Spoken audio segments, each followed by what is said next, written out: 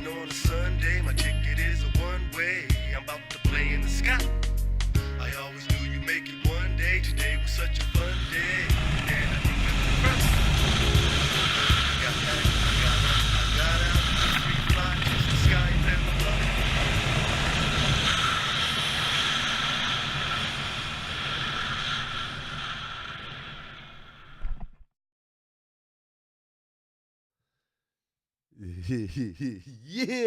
Yeah. Welcome back to WazzyCircus Radio, a show where I sit down with the most amazing people that I've met in over a decade of professional skydiving. My guest today showed up at the Vietnam War as a 19-year-old chopper pilot. He's now a 71-year-old who swoops a hybrid Valkyrie 96. No shit. 5,500 skydives, 4,400 skydives, 50 years in the sport. First jump was August 15th, 1968 in Anchorage, Alaska. Your new hero in life, my friends. My friend, George Nisson. What up, baby? How are you, George? I am doing great. Just having a ball. Yeah, man. Fuck yeah, you're having a ball. Hey, so before the break, we were talking about you volunteered to be a scout. And after you were flying your regular, let's talk about flying helicopters in wartime, baby. So you come in, you arrive in Vietnam, and you're flying the regular troop helicopters, the ones that the people see bringing the people in. But that coming into the hot LZs was a little tiny piece. You flew all kinds of support stuff. And then I got hauled out to fly a maintenance unit for a while, and then got crazy and decided I wanted to really fight the war. And volunteered into Air Cavalry and Scouts. And as I said, that should have automatically been a mental disqualifier. People were always going the other way. They weren't going deliberately into the Scouts. So when you were in maintenance, you're flying parts into certain FOBs? No, actually the maintenance stuff was, I was in a unit that fixed helicopters, and I was in charge of a part of a platoon that put helicopters back together, and I was also a maintenance test pilot. Right on. So you've been in helicopters since you were... Me personally, I went to flight school. I was just barely 19 when I went to flight school, but my father was helicopters ahead of me. I think my first helicopter ride, I was 6 years old. 6 years old. And it messed your head up, didn't it? Well, what got me into it permanently, actually, though, was being drafted, and you could go in and maybe you're going to be a foot soldier, and I thought I would much rather fly. Could you choose? Did you have to test? If you go down and test, and I tested well enough to pick what I wanted to be. So you were 19 years old hanging out, and you got drafted? Was going to get drafted. Oh, and you went ahead and enlisted? Yeah, I wasn't supposed to know that, but I knew. How did you know that? Somebody knew my mother, called my mother, said, he's going to get called up for a physical, and back then that meant you were going to... That was it. Yeah, if you passed the physical. So it wasn't every 19, 18-year-old. It was a lottery? Not at that point. I'm not sure exactly how, because not everybody that was 19 years old got called up. Actually, most of them got called up for a physical, and most of them, if you were really fit and passed basic psychological tests, you were going to get drafted. You were in there. Yeah, you were going. So it was just a phone call or a letter in the mail, and you were going. Did everybody know? Like, was it a feeling like? No. Somebody. And since all of them are dead now, it doesn't matter. But a friend of my mother's was on the draft board. Okay. And she just called my mother up and said, he's going to get called up for physical. But like your friends, I mean, like people around you, like what was the feeling in the air? Oh, like, yeah, you're going to get, if you're a high school kid and you don't go to college, you're going to probably get drafted. Man, 100% almost, huh? Real high, yeah. What was the attitude on the war at this point? It hadn't turned real south yet. Okay.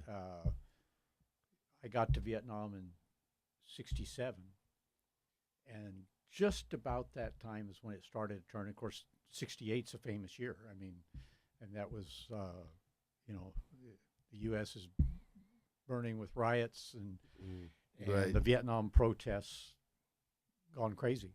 Right. And so it was the attitude was changing super fast. And I came back to a different country than I left. And you left. How long were you gone for? A year and a half. That quickly. Yeah. It was in progress, but you know, when you're really young, you don't see some of these things. It depends on your maturity level, and it was missing me. And of course, being in Alaska, you at that time, there wasn't near the communications that we have now. Right. No internet. This is way pre-internet. Way yeah. pre-internet. Actually, no live TV in Anchorage from lower 48. Really? In 1968. That's a real time. Yeah. That's so long ago. Yeah. Yeah. That's crazy. So you've kind of finished your tours and then you chose to step up to the Scouts? Yes, if I had not done anything about a month more, and I would have come home after a year. That was your normal service, was a year. If you extended your service voluntarily for another 6 months, you could, within reason, pick what you wanted to do that you were qualified for. Okay. And I was already qualified in that aircraft for maintenance test flying. And I said I wanted to go do a job that most other people didn't want. All right. So off I went. Off you went. Now explain the Scout chopper and the duties, like not the duties, but your mission.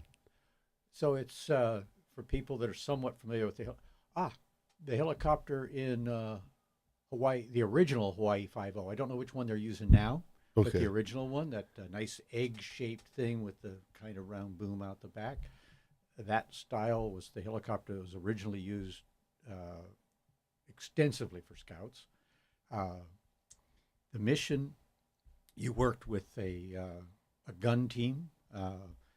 Our particular unit worked kind of heavy. We worked 2 Scouts together, 2 gunships, and oftentimes a command and control and rescue helicopter overhead.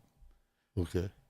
And the basic mission was we were the Scouts for the 4th Division. They'd send us out to find things and basically go find stuff, gather intelligence. So what gunships are following you? We had Cobras. Oh, okay. Did you? And they were circling at 1,500 feet over our heads. And you guys were down dirty, huh? We flew below treetop. The lower you could be, the safer you were. Really? So as you flew along, you kind of bobbed and weaved with the tops of the trees. Okay. And we were moving at a slow run so that you could see, because you're looking down through 3 layers of forest, as I mentioned, triple canopy jungle. Yeah, triple canopy jungle. Really hard to see until we learned what to look for, how to find a straight line. Straight line doesn't happen a lot in nature. So when you Right. see a straight line or you see broken dirt, you found something. But at first we couldn't see it. Have you drawn fire? A lot. A lot. A Have you been lot. hit? No actual bullet holes in the helicopter Good. from enemy fire. I had shrapnel damage from the gunship. The Cobras fired rockets trying to protect us and got them a little too close underneath us, and I took a little shrapnel damage. But that was a good thing, because the bad guys are running for cover. You took rocket damage From in our your own- helicopter. from our own rockets. So if you want to, I'll give you 2 war stories. One's kind of quick. We're scouting, and I said no bullet holes in the helicopter. So one day we drew fire where it was totally unexpected. Thought this area was, and I had an inexperienced observer riding next to me, and all of a sudden we think we see something as we circle back, and somebody opens fire, and tracers, and it's one tracer, then 4 or 5 bullets, and another tracer. So I see a tracer out front, just in front of the bubble. I see a tracer that seems to have passed between the top of the bubble and the rotor blades. And then a tracer, the doors are open off these helicopters so we can observe. And a tracer went through the cockpit. Oh, geez. Right over the top of my hand. Where are all the rest of the bullets? Because there were no bullet holes in the helicopter or the rotor blades or anything. Yeah. And after that, I had a reputation with the observers of being charmed. Yeah, I'd say so to this day. It went through the cockpit. A tracer round went through the cockpit. Open door, open door. And you had 2 observers? One. I see. In the other scout that I kind of circled had 2 observers. I flew with 1 observer, and I had a minigun hanging out the left side. And I would use that to cover lead. Oh, jeez. Why would they use a tracer? So you can see what you're shooting at. Okay, but doesn't it give your location away? Oh, yes. Absolutely. Yeah, but that's smart. But it's how you hit things, especially the Vietnamese people at that time in general didn't have sports that taught you lead. Okay. And so the idea of throwing that pass to the runner, if you don't have any sports that everybody plays, right, you don't have any concept of lead. Okay. But even our own troops, they use tracers. Right. And it lets you know where you're shooting, especially when you're scared. And you might not be aiming right, like you're holding the gun and looking that way. And it goes through. And it goes, oh, I need to put the bullets here. So, like, was it like did you just keep, I guess you had to, you just kept flying and dealt with it later, the fact? Or was there a moment where you're like, what the hell am I doing? In the time, and this is, let me give you a good quote and a look at people. The quote is from Hemingway, and it's "For whom the bell tolls," and he says, "War is a young man's game." And what he means is that the young, like I was, you think you're bulletproof. You know you're bulletproof. Right. You know, and so you can get out there and do that. And so if you're saying when they're actually shooting, yes, you're scared, but you're functional. Right. You're in the moment. You're moving. Moment. Yeah. Skydiving emergencies. Right. You know, if you do it and take care of it. We were getting shot at. We took care of it. In that particular case, my observer froze. I mean, he was brand new and failed to throw a smoke grenade out, which is, as soon as we started getting fire, his response was supposed to be throw a grenade, smoke, and then return fire. And what does the smoke do? Does it mark? It marked it so that those gunships can let him have it. But he froze. He froze, and so I knew exactly where the fire had come from. And so lead then is on me. He's going to kind of cover me, the lead scout. And I'm saying, hey, we'll come back and mark it. Right. And my observer is going, and just his mouth's working. Yeah. Right. And I laughed, which he didn't like that. It wasn't good. I mean, anyway, we came back over the top and threw smoke, drew a little more fire, and beat the heck out of there. Yeah. Now, you said you had a minigun hanging off the left? Yeah. So you would fire and fly? Mm-hmm. How'd that mess with the torque of the chopper? A lot.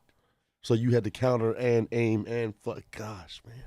And this is in the 60s. Yeah, and that was all. You didn't have any aiming device. It was all Kentucky windage. I mean, you had to understand the gun was fixed horizontally, but you could move it up and down vertically through a certain amount. But it was basically fixed, and you aimed the helicopter With your feet. Yeah. Yeah. Feet fly in. Yeah. Yeah. Oh my goodness, man. So what do you do for fun? Oh yeah. You dive Valkyries at the ground now. That's what you do for fun. Yeah. Man. So when you left the service, did you stay in helicopters? Yes, I stayed flying helicopters. I went back to Alaska and managed to get a helicopter job. They were hard to come by because there were so many of us getting out of the Army. Right. But people up there had known my father. Okay. And I was able to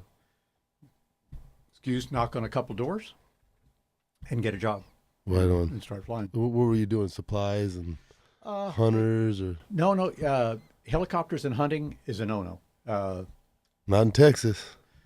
Well, yeah. I don't. Can they shoot deer? I don't think they No, can shoot just deer. hogs. They can shoot just hogs, and that's a vermin. Yeah. In Alaska, they can. I think. Oh, you mean some- pure hunt? Yeah. Okay.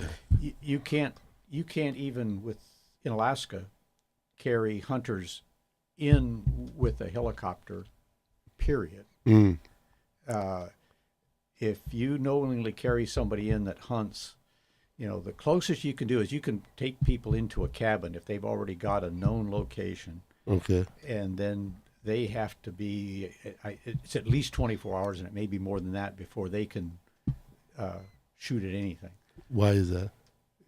The helicopter has too many advantages as they used it to scout in Vietnam. Right, you can scout some animals, land, Although slaughter. they do it with the Super Cubs, and it's kind of the same thing, but at least you can't land see it, anywhere and they go. Pillage, basically. Yeah, exactly. It's tightly regulated, and you get caught, they take your helicopter. Wow. Well, yeah. Yeah. Fish and game, they're going to take whatever they want. Yeah, they take it all. Have you ever read any James Clavell? Yeah. He wrote Shogun. Yeah. Oh, yes. Okay. Okay, so later on in the book series, they own helicopters, and they fly guys to and from oil rigs in the Middle East, and those are hella stories. Like, what were you doing out in Alaska? Like, after a while, at first it started out, I did survey and mining, forest fire. As things went along, when if you know what the pipeline was, the Trans-Alaska Pipeline, right? I flew on that from beginning to end. Does that have? I'm probably wrong. Does that have something to do with the Valdez? Oh yes. Okay, I was a baby then. It was the Exxon Valdez was one of our first major oil spills in our country, and it destroyed everything. Not everything. That's a huge exaggeration. Okay.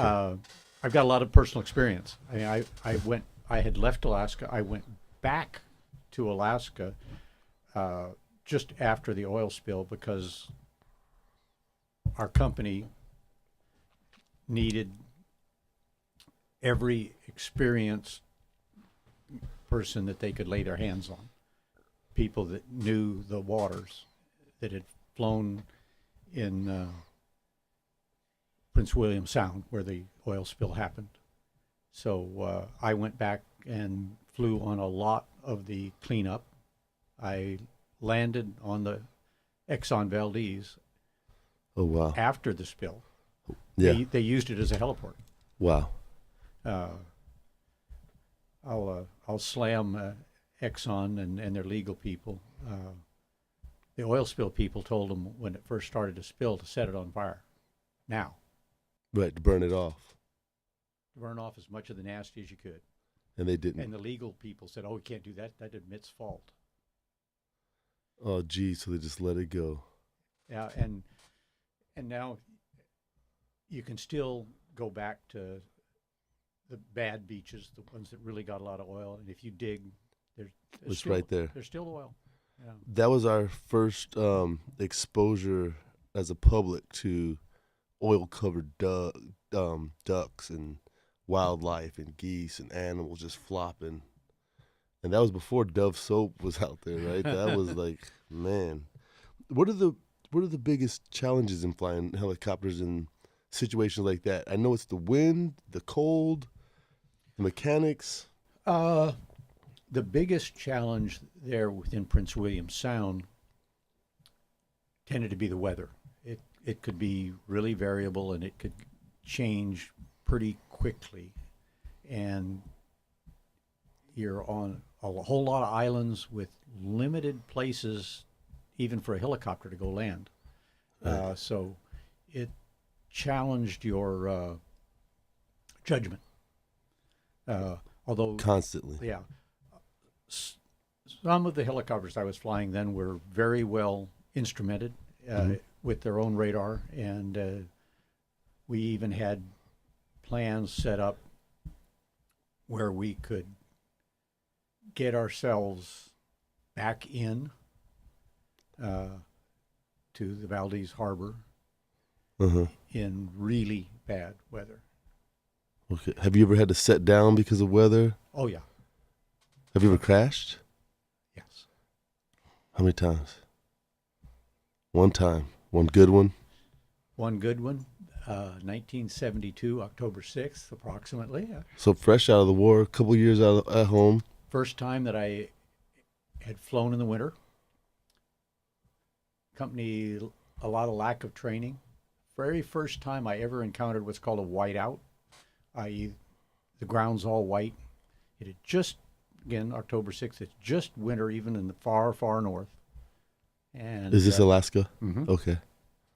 And I was trying to get up to Dead Horse, Prudhoe Bay, so that I could go home.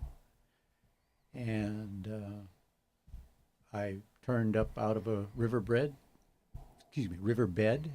out over white nothing. And before I could get everything squared away, hit the ground. So you couldn't tell what was up for a second? You couldn't see ground at all because everything was just white. Was it like being in a cloud on a canopy? It's the same. There's no reference. Right. But under canopy, you've got gravity working for you. Right. If you're in motion, the helicopter, you don't have anything but if you can get onto your instruments quickly enough and get yourself squared away. Oh, but now you're flying blind. And anyway, I wasn't good enough on instruments then, and it hit the ground and it went tumbling. Wow. I woke up and strapped into what was left, and my feet were on the ground Shit. in what was left of the helicopter. Damn it, George. Crawled out. Yeah. I crawled out in shock, and I knew that I had to take care of myself. It's October 6th. It's going to get cold tonight. Right. In fact, it went to 10 degrees that night, as closest reporting. I got stuff out of the helicopter. There was survival gear, sleeping bag. I took interior out, put it on the snow, and because I was there for 23 and a half hours. So it took a while. So my question... For them to find me, yeah. So was there an automatic beacon? Yes, but nobody received it then. There were very limited over-the-pole flights, and that would have been the only people that would have heard it. Damn it. So they you're in the middle of frickin' nowhere and in the middle of that. Yeah, I'm actually not that far from Dead Horse. It was what was it? I only had like 8 miles to go. Okay. And that's a small town in Alaska. It's that oil base. Yeah, there was a runway there, Gotcha. actually 2 runways and oil facilities. This is where they had discovered the oil up on the North Slope. And so wolves, bears. no, not a concern. Not a concern. Why not? You're in Alaska. the brown bears, and there's not a lot of them up there on the North Slope, by this time are pretty much denned up. They're not. Winter. Yeah, they're getting lazy. The polar bears haven't come in yet. They're still out, and wolves won't bother a healthy person. Just you. It's just not a. Okay. I had a gun, but Right. that was of no concern. My only concern was protecting myself, knowing that it was going to get cold, and I was going to be outside in the cold.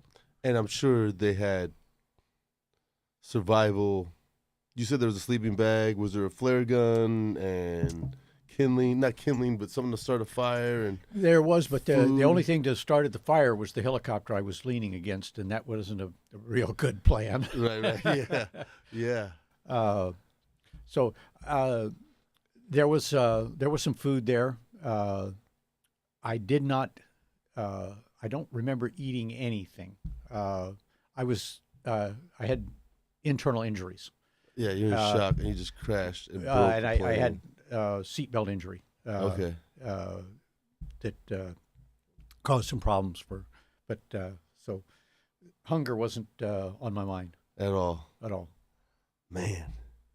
So you told me 2 war stories. Oh, the other is we were scouting in an area, and quite honestly, we were back for the second day. Bad idea, and Like, I because they was, saw you the day before, now they know, now you're back. And at any rate, we worked in 2 groups. Like our group of Cobras and Scouts was sitting back at a field where there was fuel, and the other guys, 2 more Scouts, 2 more gunships are out flying, and they stirred it up. When the gunship rolled in, the bad guys went, "Gotcha." Mm. They were ready. Were They had a 50 caliber machine gun, and they took out the Cobra They took at 1,500 feet. as it rolled in at some point there, and it went in, and our commander, nobody left behind, put our ground platoon in a nearby open area, and they got in a lot of trouble. Oh man! And so they called for reinforcements, and These guys were ready this time. yeah, They were ready, and yeah, they knew and it. They and knew the it. reinforcements were getting their ass kicked before they could, when they finally joined up with our guys, and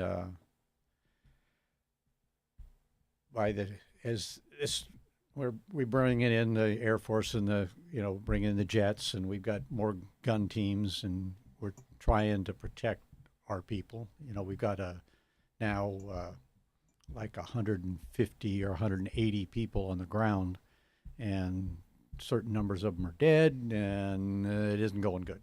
Right.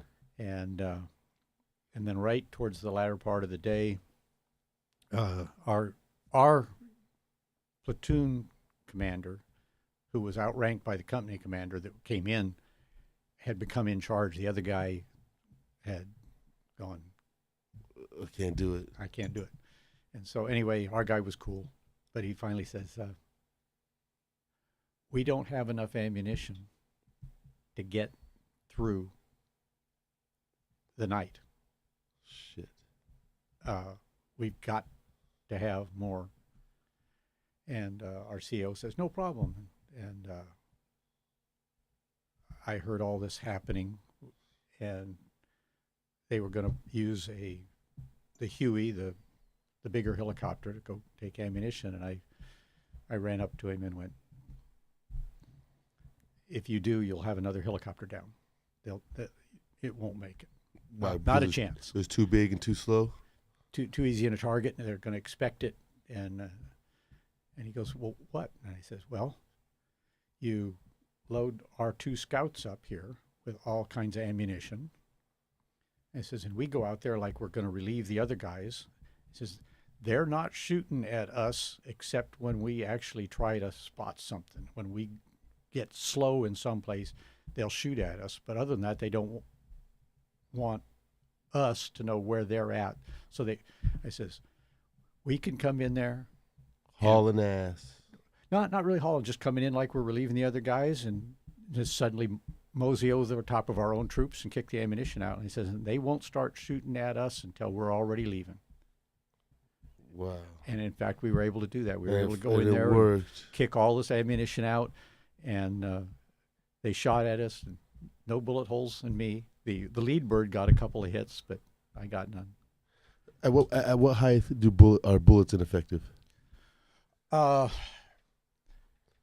It depends on what it is. 50 cal. Yeah. So a 50 cal's out to their Mile. tracers 3,000 feet, and they can. The bullet's still effective a mile out. The small arms 7.62 is less than 1,500 feet. And That's AKs. Yeah. Close to AK-47. Yeah, and then 5.56 is probably less than that. The M16 they're about the same. You said 1,200? Yeah, about 1,200 foot. So 1,500 feet, they would be safe from. Yeah. But that 50 cal comes out, and it's A whole other thing. you have no idea what they have. No, but hauling around that 50 cal was a lot of work. So you didn't usually encounter them. Okay. That was about the biggest thing that and I heard the radar from a 20 millimeter radar guided. We'd learned, I'd been told what it sounded like, and I heard it once. With a shot? No. It was the beep in the headset. Oh, okay.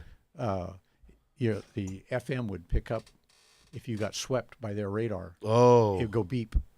Oh, and you get a beep, and you didn't. I don't know this fact. I was told you didn't want to hear 3 beeps. Right. So when you left the service, did you miss it? Do you miss it now? Mm-mm. Not at all. To be perfectly honest, I talk about being brave and all that, and actually on that same action, the next day I saw something that I'll never ever forget. I got asked to go back as a maintenance guy. I had had some experience flying front seat in a Cobra, and they knew I could do it. And they asked me to go back front seat in a Cobra because I knew where everything was at. And the job of the front seater, as much as anything, is to suppress fire after the rocket run so that you don't get shot. And so I'm sitting up front and suppress it with a machine gun. Yeah, machine gun and a grenade launcher. Okay. It's on a turret, and you hold this neat handle in your hand with a kind of sight, and you can aim the gun. And it's got a little bit of thinking power to do its own windage for airspeed. But anyway, we're back, and things are going south again. Shit. So this well, is like the next day? Yeah, this is the next morning. Next And, morning. So the scouts are parked. The platoon, did they ever get out of there? The platoon and the relief company are still there on the ground. They're still there on the ground. They've made it through the night. Holy shit. But the bad guys realize that reinforcements are going to be coming. Right. So they're going big to press. time. And so it's now or never. Right. And so they're putting a shit pot full of pressure on our ground people. And our ground guy goes... And we never got to the pilot. The original Cobra pilot still... Yes, they did. They did over the night. Overnight, somebody got to. They actually, our original platoon got to that area, and that's the bad guys knew that was as soon as they saw them come, and they knew what was up, and they were waiting on them right there. So did the pilot make it? No, neither one of them made it. They were dead, at least on impact. Okay. But shit. So the guys are there all night. You restocked them with ammo, but we that's it. They've made it through the night, and our ground guy, this guy was cool. I mean, he looked like a store clerk and had carried around his balls in a wheelbarrow. Yeah, right on. Yeah. Just any rate, he was at the. they're putting a lot of pressure on us, and I'm worried that but I have an idea. And he says, we're well dug in here. We're all below ground level. So what I want to happen is that when I pitch smoke out here, I want you to come around for at least one, and if I ask for it, a second pass on the smoke. Right. That's on his position. He wants us to rocket his position. Rocket his position. Rockets, not bullets, rockets. He believes he's dug in enough. That unless you put a rocket in a hole, It's not could happen. And he says, we're going to, as they up the pressure here, we're going to start to reduce our fire. So they come closer. To make them come in.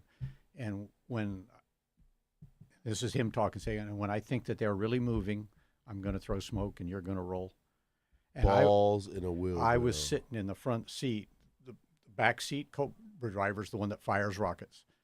But I'm sitting in the back seat watching our Cobra roll in and expend rockets on our own position.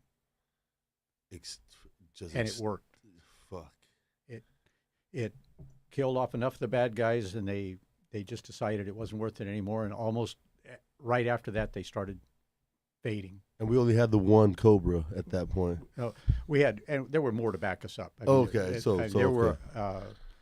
we probably had 4 sets of release, so we probably had at least 8 Cobras there. And you guys just let them have it.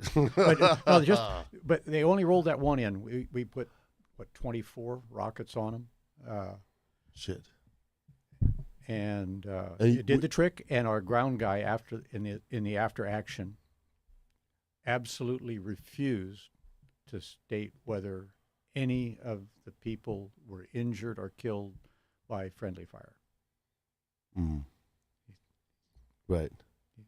It worked. He's like, leave it alone. He worked and stand-up guy. Yeah. Balls in a wheelbarrow. Yeah. It was, I mean, it was to be sitting there watching those rockets go, knowing that that's a lot of bad guys out moving, but, we're basically shooting on at top of our boys. On our own people. Man, that's heavy. So, yes, this brings up.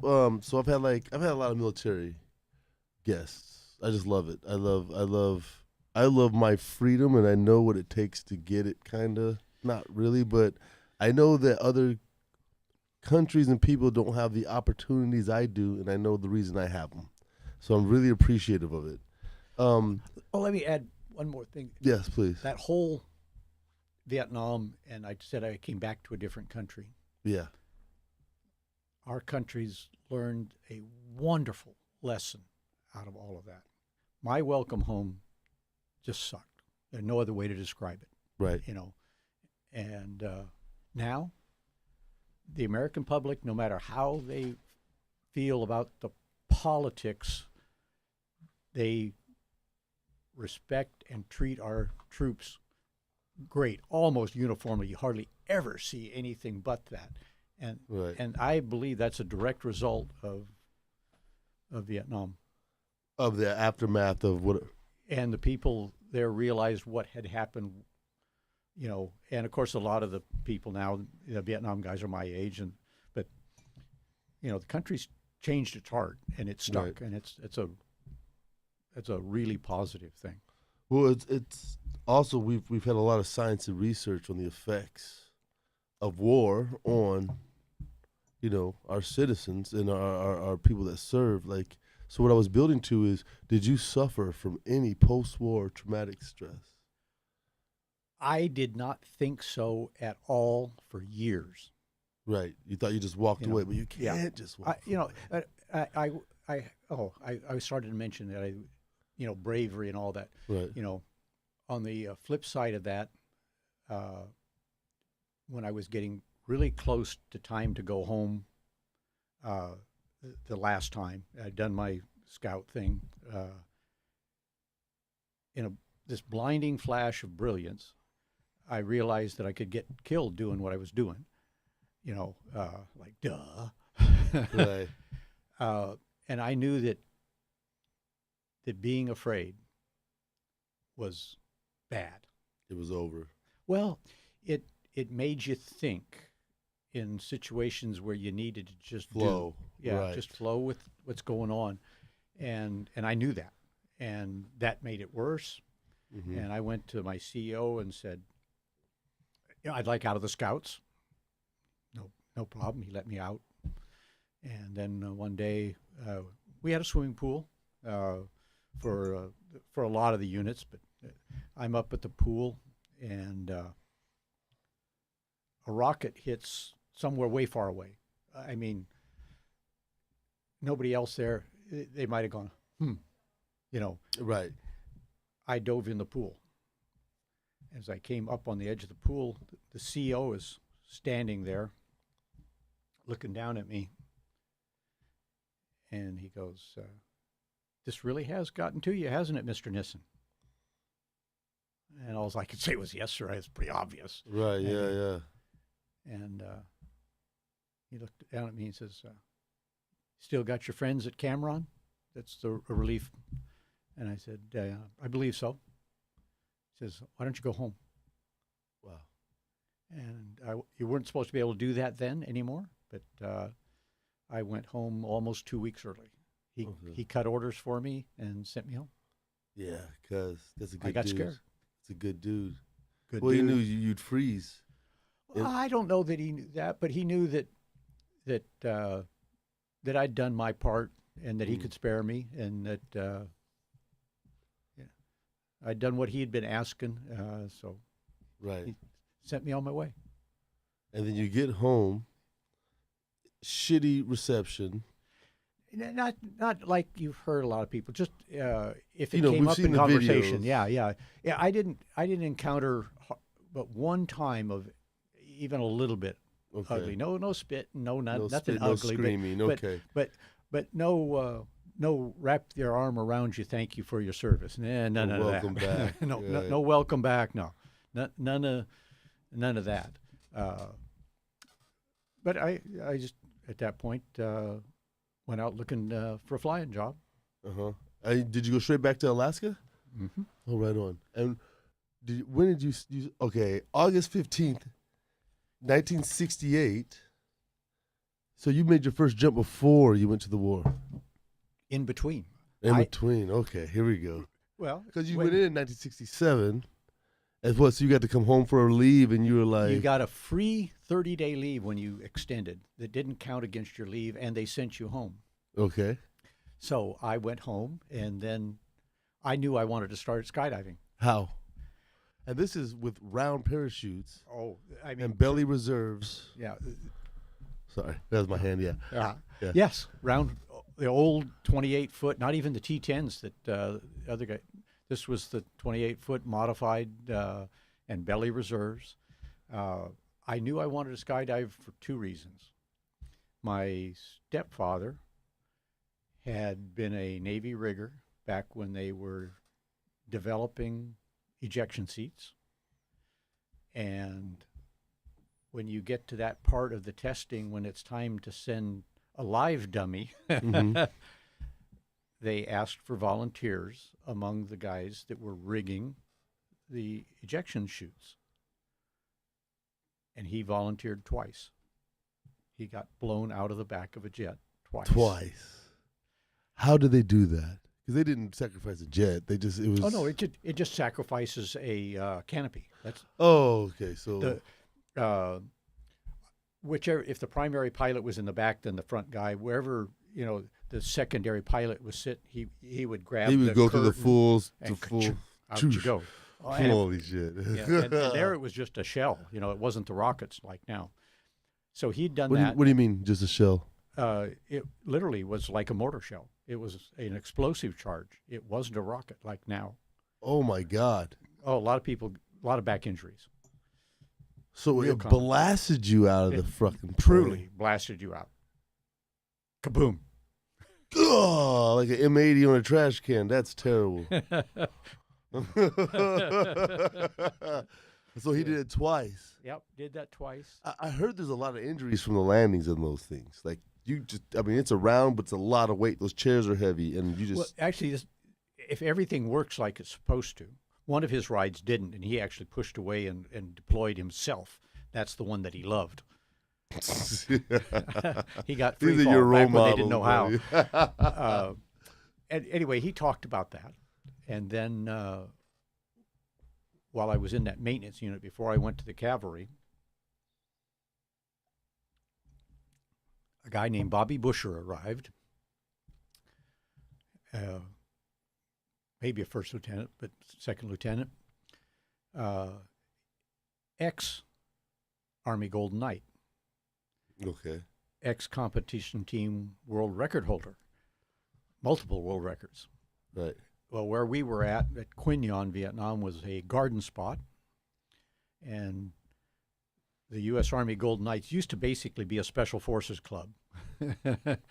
If you weren't special forces, you didn't bother to apply to the Knights. Okay.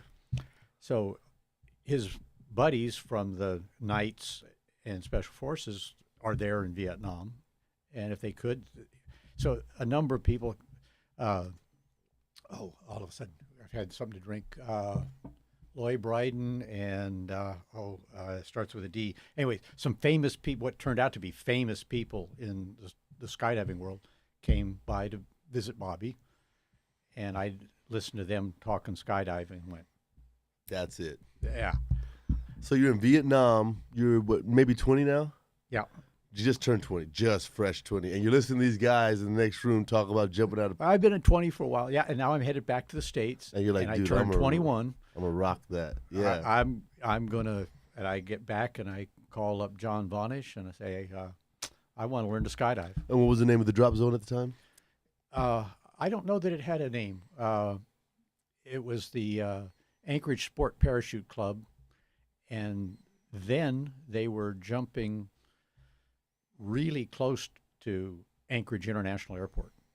I mean, nobody has a drop zone that close to an international airport anymore. Right, okay. I mean, we were inside the 5 miles.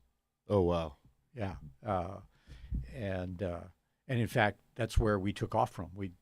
When we landed, we had to drive back to the international airport. Holy shit. That was pretty common in the early? day. Yeah, when you went way back then, there weren't a lot of places that really. Damn it, this is pre-70s, people. Get the fuck out of here. Yeah. So what were you? What plane?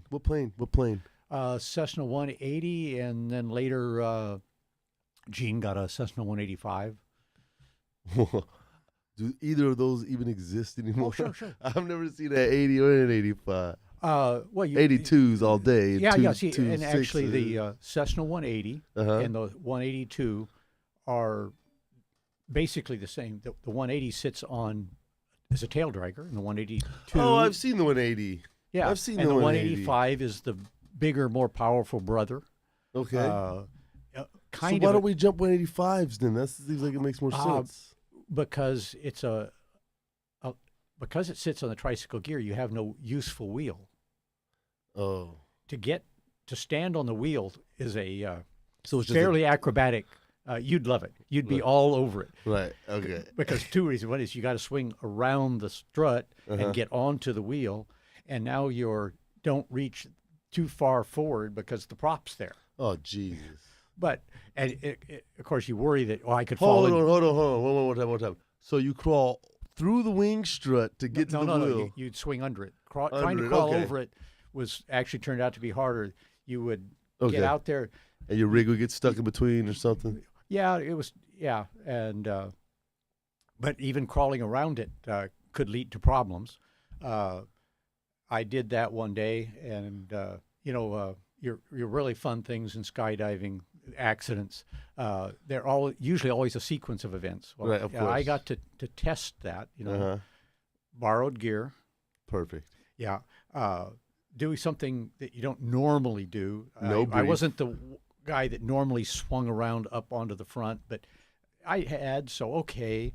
I got my borrowed gear and I swing around, and this is the days of the ripcord. Yeah. Yeah. So Rip in cords the to the process round canopy. of hugging that strut, and I knocked the ripcord out of the pocket. You're gripped, and you swung around and pulled it right on out. Knocked the ripcord out of the pocket. Oh, just out of the pocket. It didn't deploy. It just No, it's just knocked loose it out of now. the pocket. Okay, yeah. And I kind of realized it was happening and didn't bother me because I knew that the housing was tacked down right here, and so all I had to do was Right. All good. Yeah. Borrowed gear, a wee modification Oh, jeez. in order to make for a really cool pull, so that it didn't go around the corner like that. You could cut that loose so that the thing floated free. Mm. So I'm in free fall, and my ripcord Is back there. behind me. And you're like right here, like, where are you? Yeah, but you got to have a little more fun, so it's a group and you're tracking off, and this gal is below me, and I turn, and we do this a couple times. And now I'm at 2,000 You're feet. low. I'm 2,000 feet when I discover I've got no ripcord. Oh, Jesus. I knew that if I backlooped, the ripcord would be right there. So you knew, for some reason, you knew it was there. Well, as soon as it wasn't here, you realized. I looked, and of course, yeah. Because remember, it's a nice shiny Housing, housing, just right. like our reserve, Right. and it's not there, so it's right there. Right. It's somewhere. Otherwise, it'd be deployed. So, yeah. But I couldn't get it. Oh, jeez. And so what did you do? At 1,000 feet, I pulled the reserve. Which is the belly reserve that you had to unzip and feed? Oh, no. Back by this time, we had put pilot chutes on them. It wasn't when I very first started. If you were completely back to Earth or completely stable face to Earth, and you pulled the reserve ripcord on belly, it's possible you would have to help it. Mm-hmm. And that's what we were trained for. You were trained to do this and then come back. And punch it. And punch it.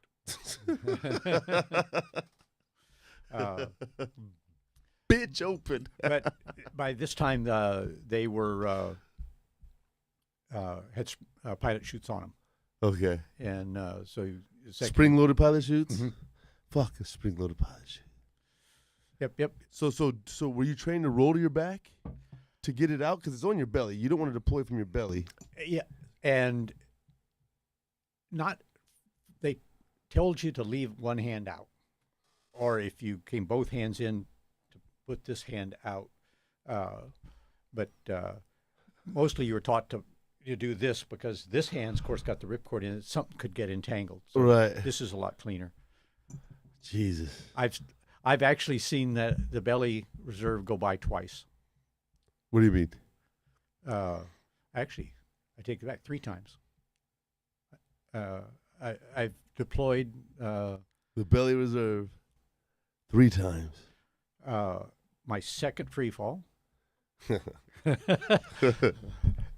This one that we're talking about, the borrowed gear, and then a cutaway from the very first square in Alaska.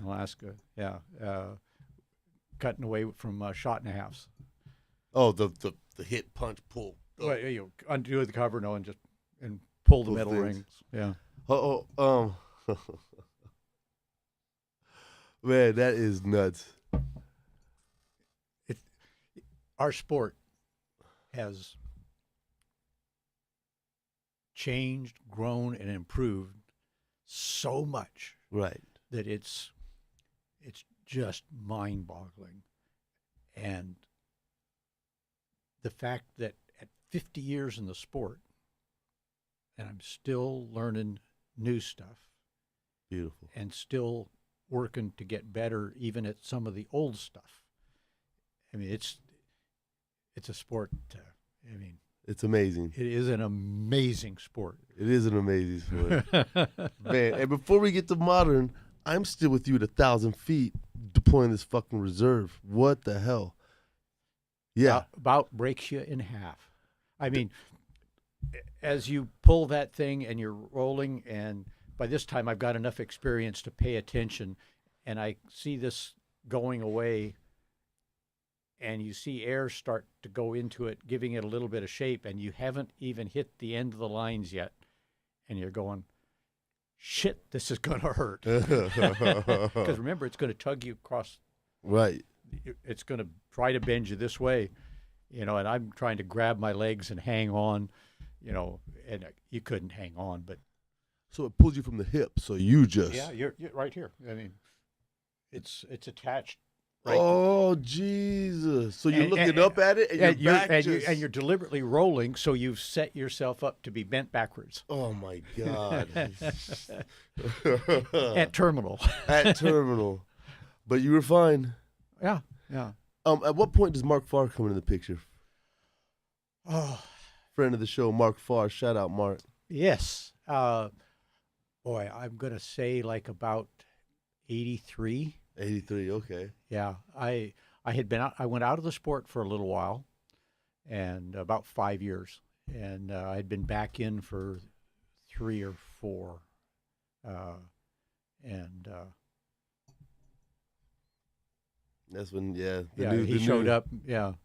Okay, how did you get the first square in Alaska? How did you come across this new fandangled? Well, I mean, everything gets advertised and get written up. I mean, the non-commercial ones had been out there for a couple of years.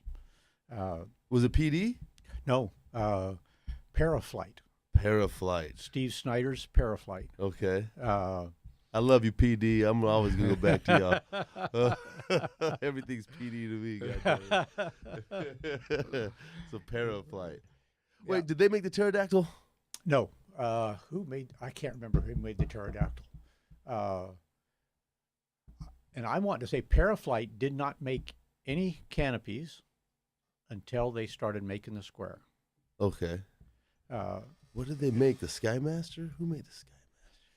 Yeah, I can't remember who made the pterodactyl. Dude, I've seen Paraflight on old gear laying around. I know I've seen Paraflight. And it's, by the way, the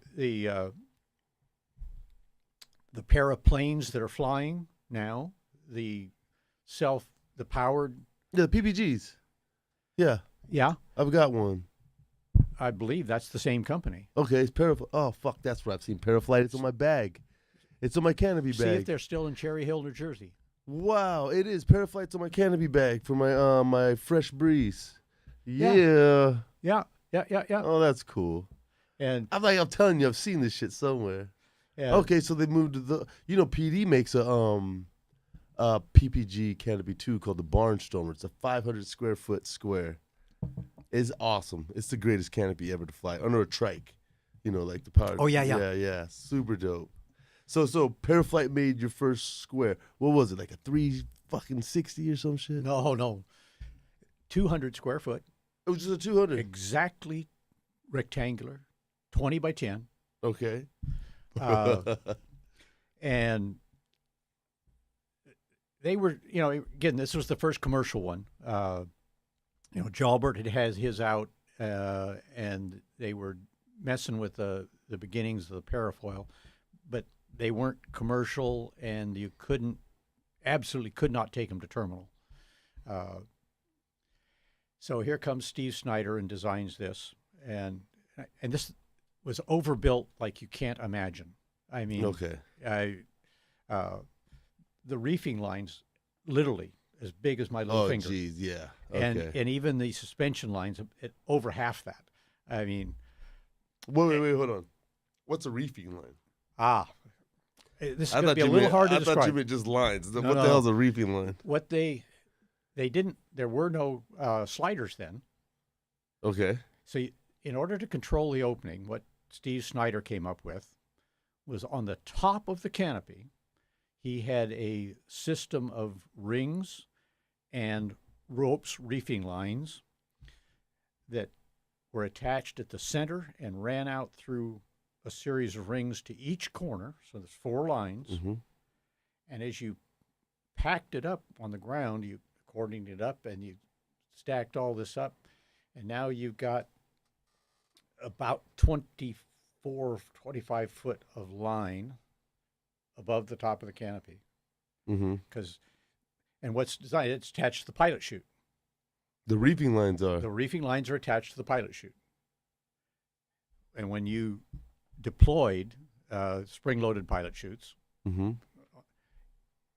that popped out. It drug everything out, and now the canopy's all squished up. And at that point, it's trying to expand, but the pilot chutes are trying to hold it closed, and that was how he controlled. Oh, that's fucking clever.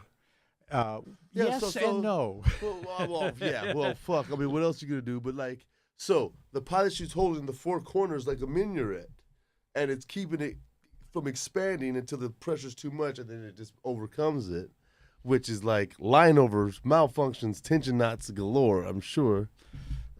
It had a pretty high malfunction rate. Yeah, I'm fucking sure it did. You got a 20-foot bridle on your pilot chute, and your pilot chute's on four 20-foot bridles. Yeah.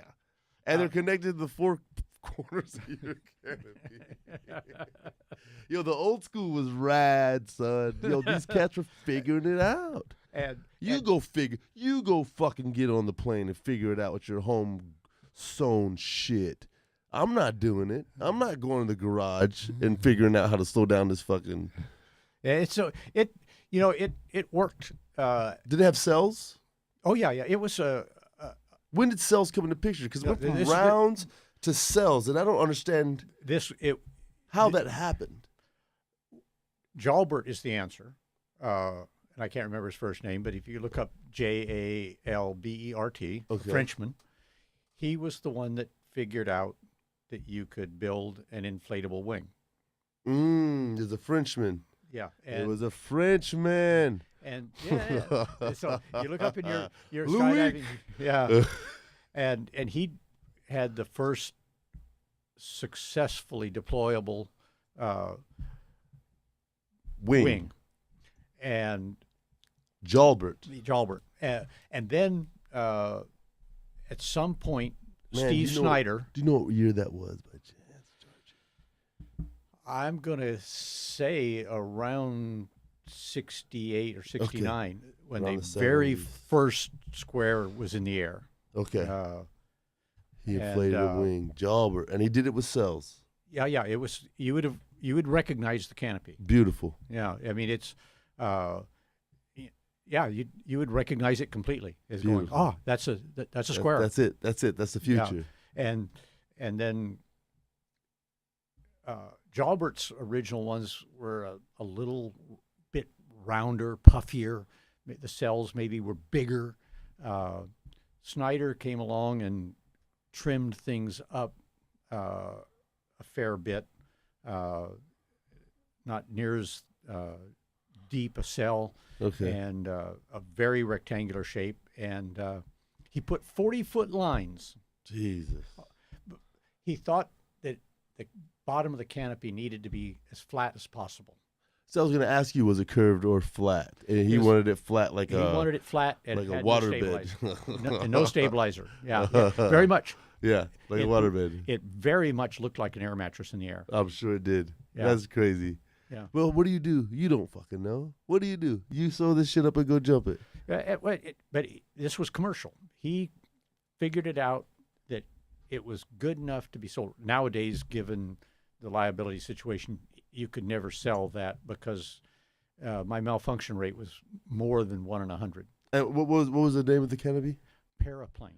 The Paraplane. Yeah, That's and fucking they cool. came in somewhat different varieties. What the one I'm talking about became referred to as the baby plane. It was the smallest. They eventually upsized it a little bit, and then the next move was to change the reefing system and start bringing it down through the center. That was the beginning of the slider. The first Oh, okay, really? the Wow. first one they had rings and webbing connecting the rings, but no material, and the webbing. Oh, had- really? On the lines? And the webbing had a line attached to it that went right up through the center of the canopy to a pilot chute. Okay. And again, the pilot chute now held that thing like a slider. Right. And It held it up. And at some point, somebody said, "Wait a minute, why not take the pilot chute off of that end, attach it to the cloth, in effect, to be the system to slow it down, and we'll go ahead and put another pilot chute up on top to drag it all out." Isn't that crazy? And now it's come back to the removable slider pilot chute, which is the pilot chute connected to the damn slider again. Yeah. Isn't that nutty? It's just full circle. Full circle. Cool. Isn't that cool? So, just quick question on the original reefing, on the original paraplane. The rings were on the lines? The rings were on the canopy. They were on every load-bearing cell. Okay, but not on the so it wasn't connected. Because I was starting to see something crazy. No, okay, cool. Nope. On the top of the canopy, in order to control the alignment of the lines and to help with this, having it all drawn up. If you can picture, if you side flake a canopy, the old school. A flat packet. Yeah, flat packet. When you laid it all down, all those rings laid out, and then when you stacked it, all the rings wound up one on top. Right on. There it is. So he put his system together. Mr. Snyder. Steve Snyder, who was also... Shout out Steve Snyder. I should know the other guy's name because he's a famous aerobatic pilot.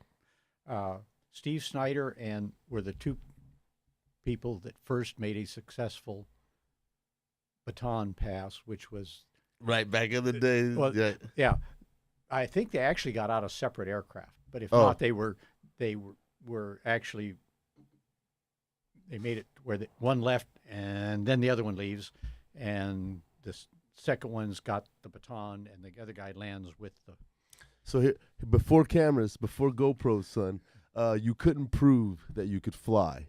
You couldn't prove. They thought you were just falling the whole time. And they were like, no, we're hooking up, we're flying around, we're doing cool shit. They're like, no, you're not. You're like a rock, right? So they would come up with baton passes where you get out of the plane separately and you fly up, fuck around in the sky, hand the baton to the dude, track away and land.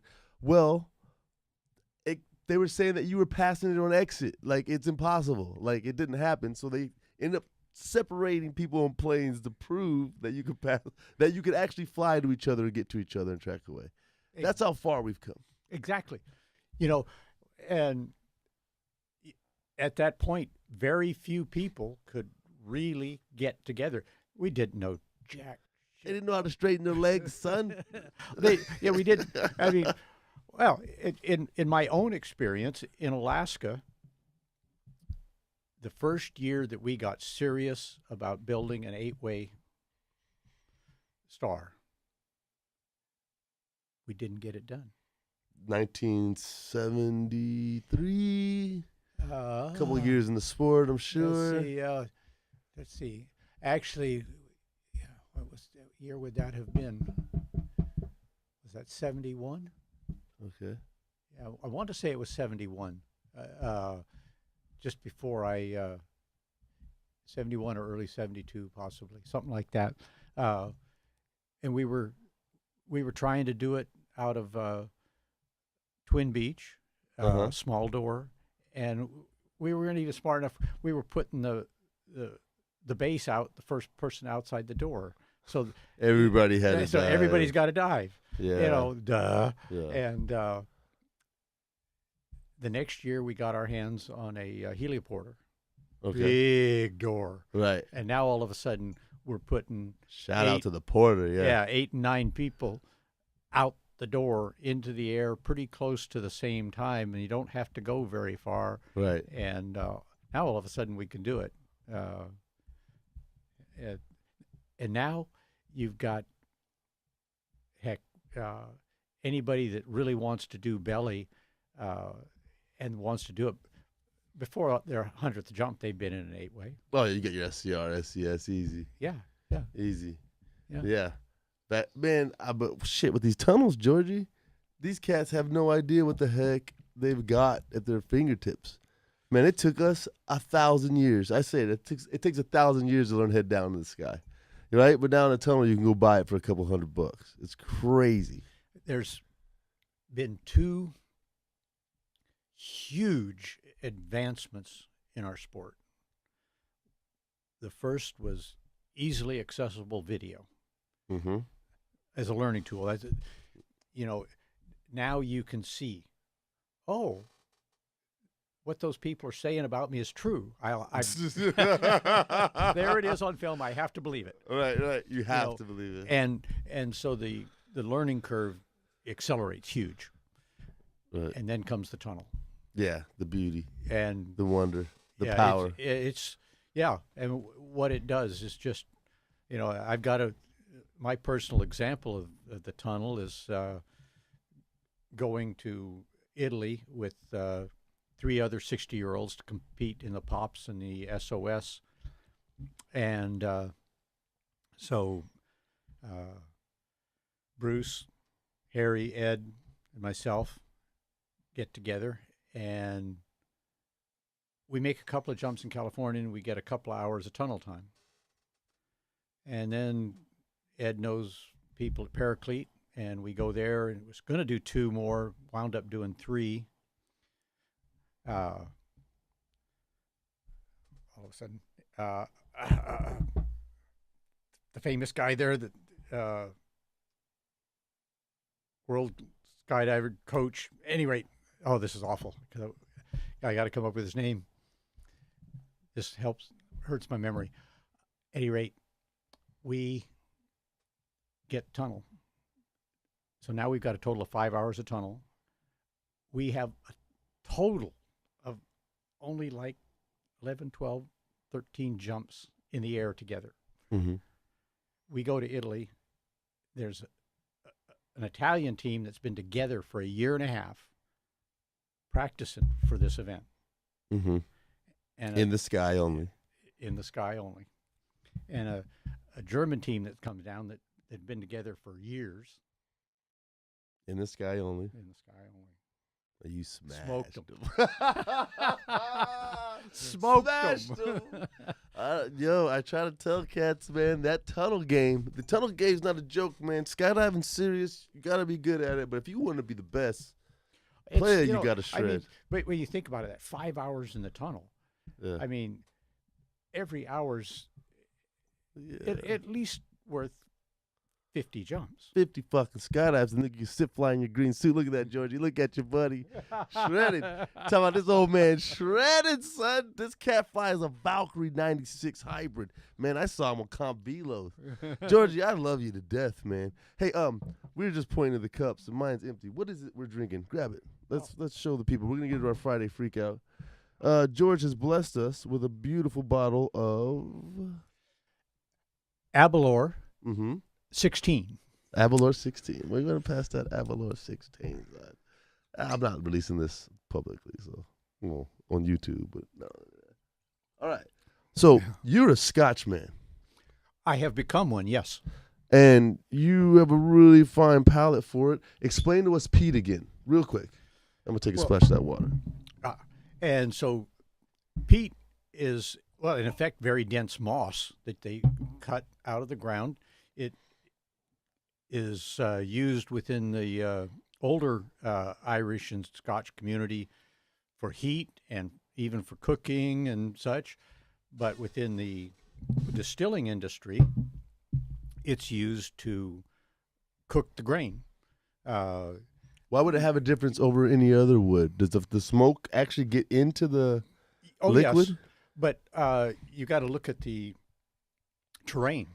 You've got a lot of distilleries, both in Ireland and Scotland. You don't have a whole lot of trees. If you had been trying the way the Scotsman likes his Scotch, if you were having to use trees for the roasting the grain, I believe there'd not be a tree left in Scotland. Okay. They'd have cut everyone down making a bottle of Scotch. Does the peat burn slower? Is it more dense, or is it just more abundant? It's abundant. It's free for harvesting. It's actually slower. It's a very dense. It comes out of the ground. It gets dried because, like I said, it's like a very dense moss. It comes out of bogs. Okay. And you'd never think, you're going to get something to burn out of there. That's wet. Right. You cut this dense mossy out. And anyway, that's what the Scotch figured out to roast their grain, to then you put it in with the water, and I'm not sure what all else they put in there to create the mash that you then ferment. And Little splash. So the hotter, the faster, the cheaper. The slower, the longer, the better. Yeah. And, less peat, but you could taste the peat. oh, yes. And the real easy way to taste the peat difference is you get something like Abalor, even the 12, and then you go by Johnny Walker. Okay. And that very different, sharper taste is the higher peat. And some people like that. I mean, Johnny Walker Blue is a very well-known Scotch, very expensive, in the $200 a bottle range. Right. And if you gave me one, I'd be out there on the street corner. Anybody want this for $100? Really? Because it's so much peat. Yeah, I don't like it at all. I've been given a taste, and right on. No. Right on. No, thank you. So we're gonna raise a drink to this fact. How many malfunctions you got? How many cutaways? Because I mean, you probably have a bunch of malfunctions. How many cutaways? 6, I think. 6 and 44. You've never done tandems though. No. Okay, so my numbers are probably about the same. I probably got less than you. I've got 14, I think 15, but there are 12 tandems or something. So, to survive in tandems, my friend. I mean, cutaways. Yeah. Just skydiving. So we've got a Friday freak out here. We will have it in a second. So you know what the Friday freak out is. Join the team. I love skydiving.org. Jointheteam.com. They put out once a week. Andrew Rebes. Andrew. I think I said your name right. Skydivers send him malfunction videos and freak out videos, right? And he puts them on, and they're pretty cool. And now we're gonna review one live as we talk about it over this wonderful Scotch. Should I? Cheers to the Friday freak out. Oh yeah, I think I can see that way. Yes. Oh, right here. Right there. Oh, cool. All right, so what we got this week? Join the team. All right. So, canopy's open, gloves on. I don't jump gloves. Okay, it looks like something's wrong. Tension knot. Oh, look at that. On the left. On the right side, it's jacked up a little bit. See, on a tandem, you take the toggle, Georgie, you pull it and pop it, pull it and pop it, and it'll come out. Because the tandems is a different thing. All right, you're spinning at the ground. Time to chop. Look, grab arch. Come on, dog. All right. Chop that shit, son. What are you doing? Oh, my God, what are you doing? What the fuck are you doing? Here's the problem.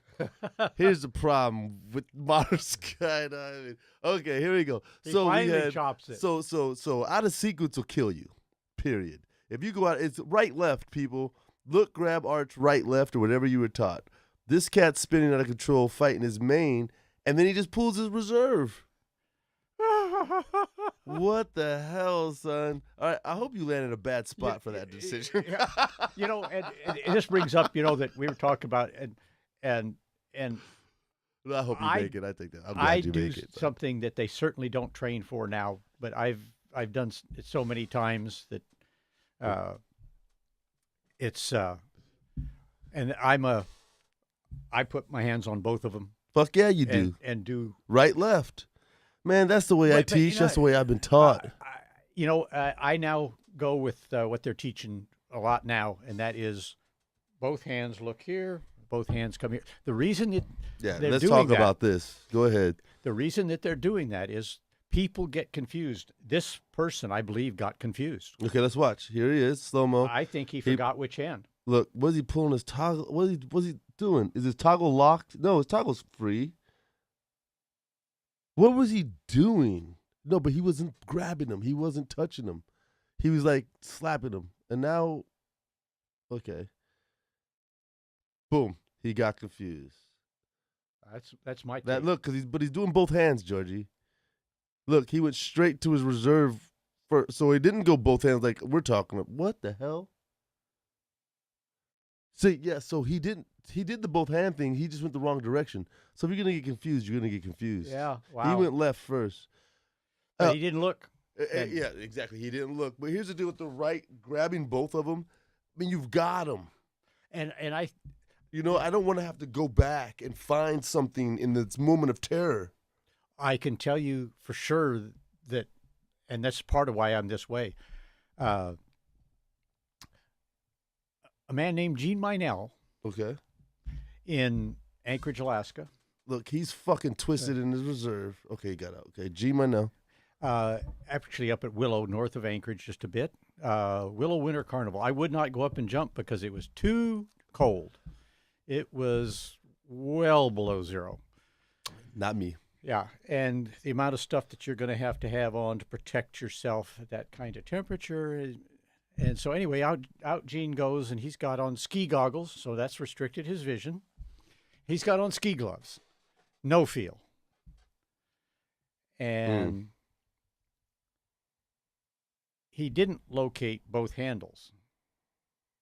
He found the cutaway and cut away. Never got to it. Never found the reserve. And this is before RSL. Before RSLs, no automatic openers, Nothing. nothing. Oh, I'm sorry, Georgie. No. Listen to the rest of the story. Okay. Gene hits a small black spruce, like, maybe 10, 12 feet tall. And either he was already going that way or it's enough to get him almost flat on his back. And he hits into much less than 2 feet of compacted snow. It hadn't snowed recently, so this is not super soft, fluffy stuff. And Jim and Spanky are out trudging, looking for the body. Mm-hmm. And I can't remember which one says, I heard something. They stop. No, nothing. Trudge, trudge, crunch, crunch in the snow. I heard something, and they stop. And they hear, Gene, I'm alive. I'm alive. Fuck yeah. No life-threatening injuries. Oh wow. Oh wow. So when I was younger, I'd read about those World War II guys that had to, or World War I guys that have to bail out. What was over Poland and shit? That was World War II. Yeah, they'd have to bail out of B-17. Yeah, and they'd hit the snow bank at a right angle, and they'd be fine. In his case, it wasn't a snowbank. He hit flat ground. Flat ground. Fucking crazy. Yeah. Fucking crazy. So, man, when'd you get to Texas, Georgie? We came down in 87, 88. Okay. Were you jumping hardcore then? Hardcore, no. All the time I was in Alaska, I struggled because flying is summertime, intensive, jumping. Yeah. And so right, of course, a lot of years I struggled 30 jumps. I'd have to go down to California to get some numbers. Right on. And then even when we first moved down here, I'm still working a lot, struggling to make 100. But I retired in 09. And that's when I hit You've been rocking your shit ever since, man. This is a poor year. I'm going to be under 300 this year. Fuck off, George.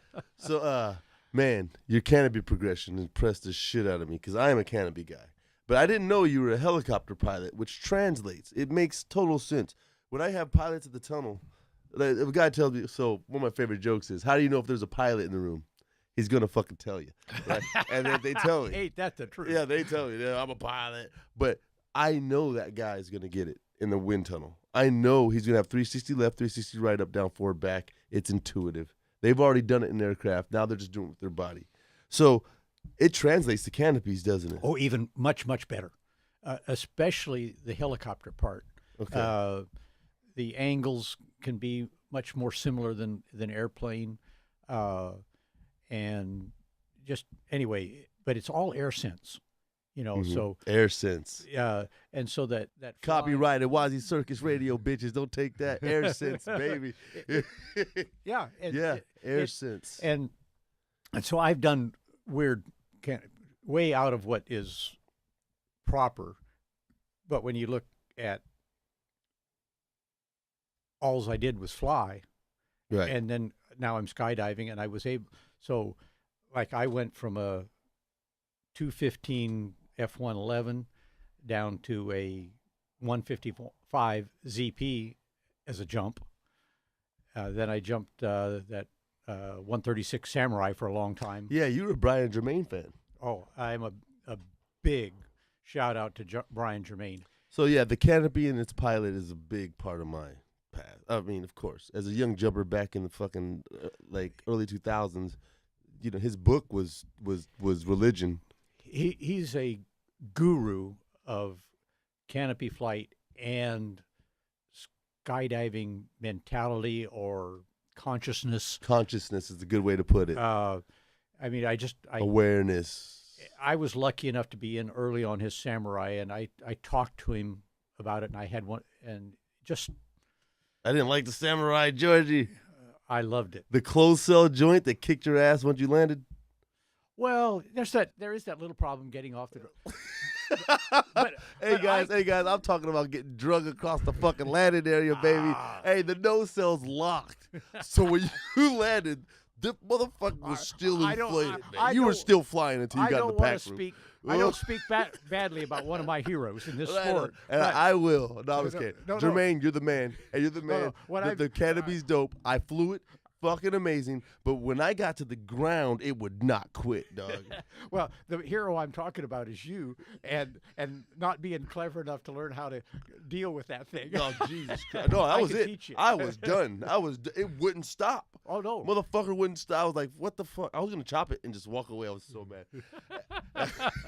The wind was blowing. Yeah, it was bad. And you were getting to the house today. No.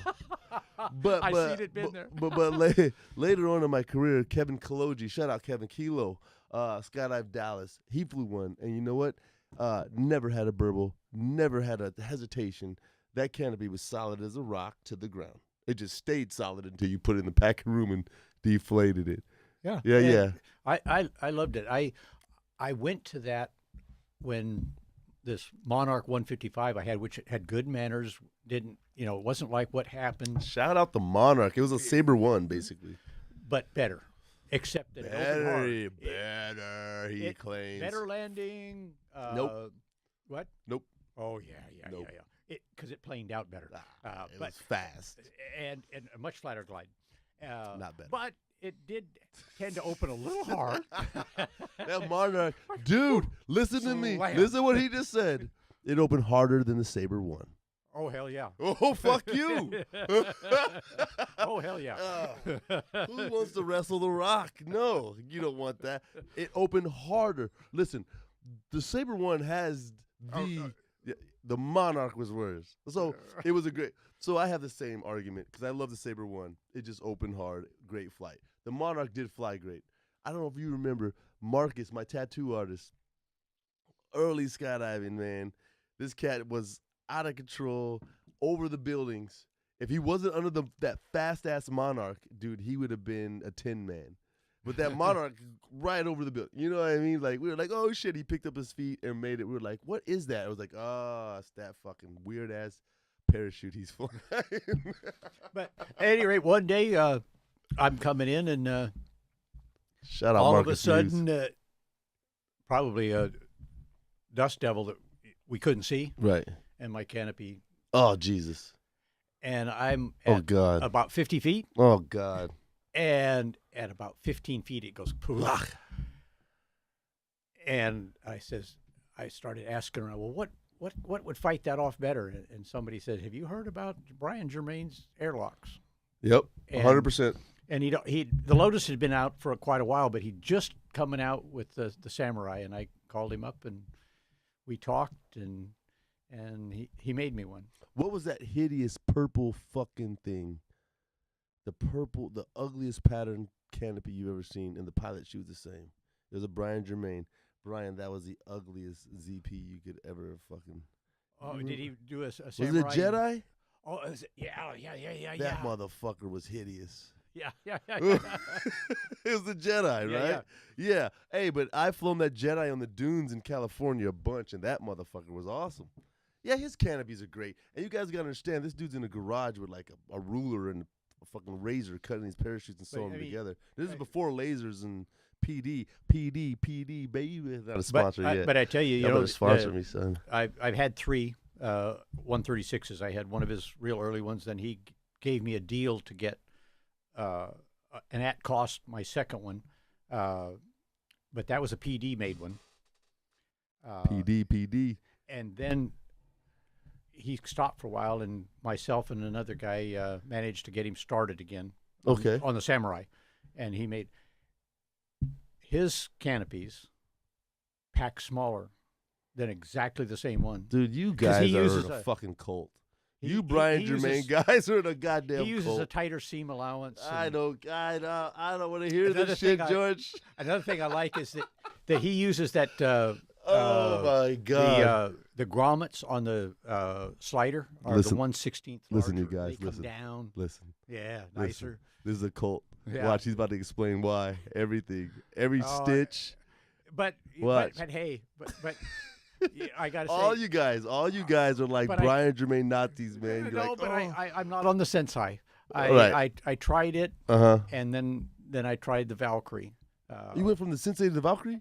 No, I demoed a Velo. Sensei. You didn't go to the Velo, did you? I jumped Collins and who else? Somebody else's Velo, Probably and then I Eric's. demoed a Comp 103. I remember. So I caught up with you on the comp.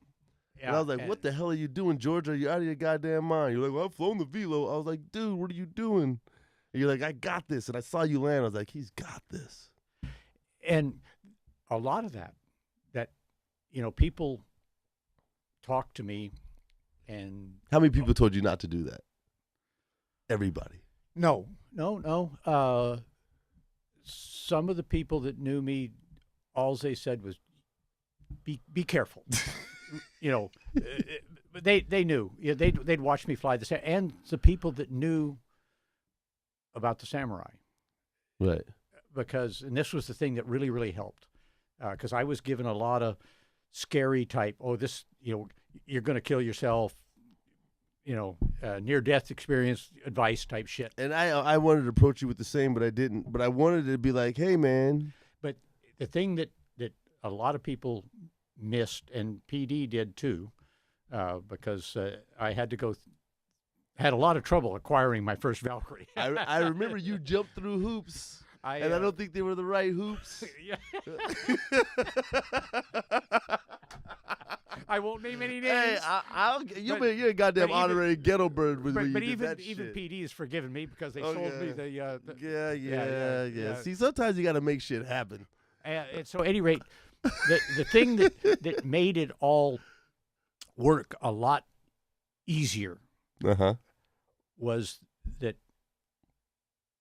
Brian Germain's Samurai and the Katana, which basically is PD, kind of looked at.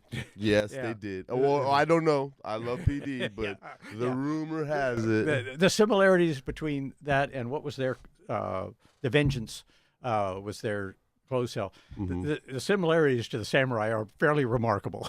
But the Vengeance is gone now. Yeah. But anyway, the Vengeance, Jesus, you're a freaking library of this. Do you remember that canopy? Oh yeah, I made a few jumps on it. They didn't do as. It wasn't that well put together. It was a trial thing. They couldn't get any closer to the Samurai without get their hands spanked. So and they'd spin up. Yeah. Well, quite honestly, the Samurai is very twitchy. It's not as twitchy as a Velo, but it's much twitchier than the Valkyrie. Right. The Samurai is. Oh, I hear everything. But anyway, the thing that made this transition from a 136 Samurai to a 103 Velo, Comp Velo, and then a 103 Valkyrie is that the Samurai, and Brian built in what he originally called a negative recovery arc, meaning one of the very first canopies that tended to stay in a dive, that took a long time. The only thing that takes longer is the Katana, and not much. So anyway, well, the Katana's ground hungry. Everybody knows that. The Samurai, It's, is well, very, because it locks in, it's fucking airlocks at the ground, and it doesn't. and that's what Brian wanted. Right? Yeah. He, Well, did he? no, yes, I can guarantee you that that's what he wanted. The reason I can guarantee that is in our conversations, he specifically talked about having designed the canopy to have a much longer recovery arc.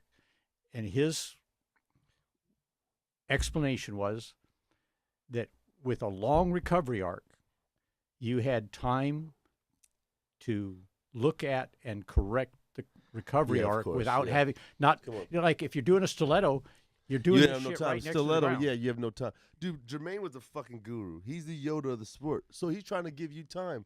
So that's why, where do you start your turns at? What are you doing? Oh, for my Valkyrie? Yeah. A little under 500. Oh, so you're doing, you're doing your 270s at 500. No. You're I'm doing only doing 500s. 90s. You're doing 90s? I do that, you know that weird 90 that I do? I turn away and then come back. No, that's a 180, man. You're fucking Not cheating really. a 180. No. Yes, you are. No, it's, Get the fuck out of here. No. Spaceland, where they say only 90s and you guys swing right and look at that's a 180, God damn it. I'm going to call it a 120 to maybe a little less than one. If nobody's around and nobody's looking, and I've got, I'll go a little further away, and that gives me around 120 to 150 is what my turn is. Okay. But I get an advantage. At 500 feet. Yeah, I get a little advantage because by turning away, in effect, I'm getting more like the effect of a 180. Fucking joy. Are you turning right now? But I want to. So many drop zones say nothing over a 90. Right. And they'll let you cheat a little. And the more gray hair you've got, the more they let me cheat. You cheat a little. They don't let everybody cheat a little. But I watch Thomas and he cheats too. Yeah, well, he's a boss, man. Yeah. Hey, man, super impressive, George. Ageism, is that the real thing? And you've cured me of it. Like, I will never judge anyone. Because you have broken every mold I've ever seen. You're free flying. Are you in your head? No, because I haven't reached my sit goal. Okay. I'm really, really close. Can I take you there? Once you hit your sit goal, can I take you there? Oh, absolutely. Please. You get 10 minutes with me because of the show. You get 10 minutes, coach. We'll do some network or something. Because, George, I've seen your progression. I've been watching you, 6 years now here in Texas. Yeah. You know, I've watched you fly. Oh, we've done some big waves together. We did George Bush's thing together. We built that. So the logo, you're on this jump. These are the 22 waves we did like 2 or 2. Yeah, right? And you guys built that round for me, and I went head down, outface carving with you guys. I honest, I don't blow and smoke up my host's ass, but you're one of my heroes in this sport. When I watched you carve inside that thing, I was just so stoked. That was so freaking cool. That was a cool fucking jump. Hey, and I didn't know if I could carve that slow. And Mark was like, try. And I went in and it was working, and I could see all your faces as I went by. And everybody's face was like, whoa. And I was like, whoa. Dude, that was fucking, we've had a fucking blast. I had no idea that anybody could be in that kind of attitude. And I could see, I mean, you had everything you laid out that you could get. Yeah, I was pretty mad. To be able to stay up and move at the same time. But the idea that you could be in that kind of attitude and stay with belly flyers and go around the inside, I was just like, yeah. Yeah, that was fucking dope. And then look here, what's that? That's the what's the name of that plane, Georgie? So that's the intro to the show. We've been on some cool jumps, George Nisson. We've been together for a little bit. So the intro of the show, I'm getting out of that C-47. That's at the Blue Bonnet Air Show. What was the name of the plane? It's a beautiful plane. Each bolt is marked, right? Did you see that? Yes. Yeah, that's the one that burned up. And yeah, I wasn't at. I don't think I was at that one because I got to jump her at Hondo. Okay. I made a. You're flight. right there, George. You're right there in the picture, Georgie. Yeah. Oh, okay. Then that's at Hondo. Yeah. Oh, that Hondo's my fault then. Okay. Yeah, and that's cool. That's when I jumped the flag there. Nice. So you got flag jumps. You got your pro rating? Oh yeah. Did you? Good for you. I've never needed it. I still get to do demos without it. I didn't say that. I got Yeah. got my or my pro rating first try, 10 jumps. Nice. Fuck yeah, you did. George, you're a goddamn pilot. You goddamn war hero. No, I cheated. On the very first jump, I jumped. Then I had a Monarch. Okay. And I got the Monarch in, and then I switched to my Falcon 215. Oh, you sunk that shit in. Hey, was your Monarch red and white? No, it was a rainbow. Oh, okay. Yeah. So what's this night jump right here, George? That's a big way belly. Oh, yeah. That is a 40-way world record. Fuck yeah, let's that's see. a 40-way world Is that record. the 40 or the 64? That looks 64-ish, my I think friend. that's 64. That's the next year. Nice, dude. And then last year we did a 4.18 way in the dark. Nice. So, man, you've lived all over the world.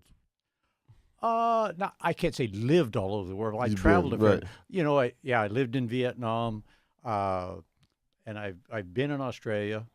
I've been in Norway about 5 times.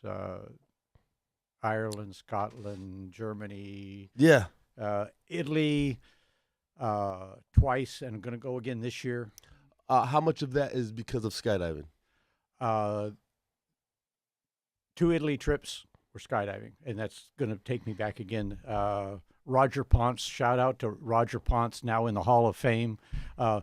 Shout out to the Skydiving Hall of Fame. That is a worthwhile contribution. It's going to be a reality It is. with the help of iFly. We're donating a tunnel to building. the museum. Yeah, Yeah. we're donating the building and a tunnel to the museum. It's gonna be pretty rad. It is, yes. Shout out to the It's USPA. gonna make it a We love reality. you guys, even though I talk shit. Yeah. Yeah. So Roger Ponce and Claudio Saffini in Italy, they gather up some Italians and some Americans, and we go to Ravenna, and we jump together. Where's Ravenna? It is like an hour and a half to the southwest of Venice. Okay. It's a seaport, great seafood. The airport's about 4 or 5 miles from the water. From the drop zones. Yeah, from the Adriatic. Yeah, the drop zone's about 4 or 5 miles from the Adriatic, and absolutely beautiful. Yeah, skydive, pull out Ravenna. Yes. Yes. I mean, I've heard there might be better restaurants on a drop zone, but I haven't. And the vibe of Ravenna is like being in the U.S. 20 years ago. Oh. They are jumping. When the sun goes down, the last jumpers are coming down, and you're standing up on top of an old bunker, watching the sun go down over there. And if the wind's right, the skydivers are coming over the top of your head, and you've got a spritzer in your hand. And it's And heaven on earth. the vibe. Yeah, that's why I'm going back. Yeah. I remember after my first jump, I crashed in. I destroyed that. It was terrible. Didn't flare, slid on my face, but when I looked at the sky, George, I knew I was where I should be. You know what I mean? Like, that was it for me. And never quit since. And my first jump was exactly the opposite. You stuck it. I was scared. I was scared worse than being shot at. And I knew what being shot at was. Right. At that point, you did. Yeah. And the only reason I made another one was that there was no way that I could go back to Vietnam and Bobby Busher and tell him I'd only made one. Right. Oh, that was That, yeah. Now that scared me worse than the jump. And so I went up and made another one. Oh, wait a second. You stuck it. And the next one, and by the time I made the third one, the people, the jump masters are going, Good job. yeah, good job. How was your first exit? Well, the very first exit, like I said, Was it My static ass line? was so tight that you couldn't have driven a Right. a 10-penny nail with a 10-pence sledge. It was static line, like hang off Oh, the strut. I actually not hang onto the strut. It was crawl out on, again, 180. So you got a small step out there with a little bit extra, but you crawl out on the step and you actually leaped off. They hadn't figured out that hanging was a lot better deal. Oh fuck! So you turned and jumped? No, you were supposed to hop off. Okay. And of course, so they had a whole lot of people that didn't move their feet and they pushed and Back rolled, all day. And I eventually became how the sport has changed. So when I came back from Vietnam, now I'm back up there flying some, and now I'm the club president, the club trainer, the club rigger, and I'm training I've got a B license. And you're training everybody. And I'm experienced. Right, yeah. I'm a real yeah. There's nobody else around. Yeah. Yeah. Hey, there's some guy freshly retired right now watching this show. 55, 60, 65 years old. Would you tell him to go skydive? I would have a question. What is the question? I'd want to be looking in his eyes. How fit are you? How fit are you? That's what it comes down to. Fitness. Mental fitness or physical? Both. Both, of course. I knew that when I asked mean, the automatic, both of them are disqualifier. But our country now, when you walk through the mall at 55 years old. Yeah, they're done. At 40 years old, guys my age are done. So age is not the factor. The factor. The problem with age is how much work it takes to stay fit enough. Especially all sports have injuries, and will you do what it takes to come back? Have you been injured in the sport? Oh, yeah. What's happened? Dislocation, bad dislocation. I remember that, and you had I remember that. The initial. Was that from an opening? No, from trying to play around surfing the ground. Swooping. And hung up a foot, and then tried to run it out instead of how rolling. How fucking old were you, George? I was 65. Oh, jeez. Straight arm to ground at a full run. Yeah, but anyway, I wound up with a pretty heavy duty rotator cuff surgery. Yeah, I remember you couldn't fly, you couldn't do anything for a little bit. Well, 7 months before I could skydive again. But the answer to the age thing is basically, will you work hard enough to stay fit? But this gives you a reason to stay fit. Oh, that is absolutely, and it's why both my family doctor and my surgeon both want me to keep skydiving. Because it is your reason. It is why I am 1% of 71-year-olds or whatever that is. I mean, I'm fit and healthy. Because of? Skydiving. I mean, there's absolutely 100%. That is why I am. It's the motivator. It's what makes me stay at the weight I keep. And when I screw shit up, it's what makes me go to the doctor, go to the therapist, and then get back in the gym. Skydiving. God bless it. God bless it. Jeff McVeigh, shout out to him. Shout out, Jeff. You need to be on the show, buddy. He'll be on. Yeah. We say to each other, how lucky are we? How lucky are we? On Sunday, we're getting out of the airplane, helping up-and-comers get better. Yeah. And having fun. Having a fucking blast. And they're thanking us, thinking we're not they don't get it that we're we're way more fun than they are. They have no idea what's going on. Yeah, that's not it's not for you, buddy. Yeah, it's for the old dudes. This sport is cheers. Hey, we're gonna end it on this, Georgie. Hey, this sport. Skydiving. Hey, keep your head on a swivel. Hook that shit. Learn how to skydive. It'll change your life. It saved mine. my guest, George Nisson.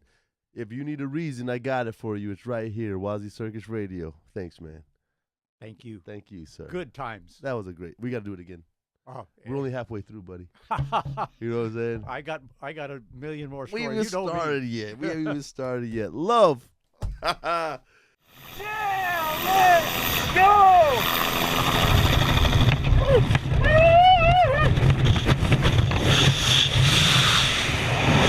One day, man, I think I could cry. And when you fell on your back, lay flat, backtrack, look back, and track away